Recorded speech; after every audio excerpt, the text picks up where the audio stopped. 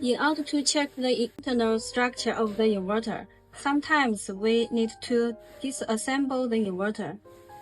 This video shows you how to disassemble the inverter. First, remove the knob and the fan.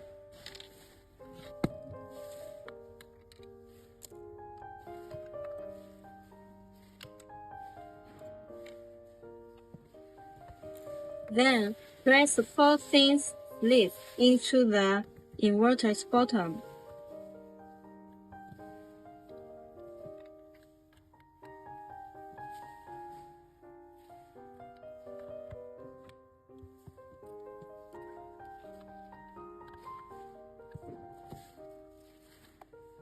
Press the knob.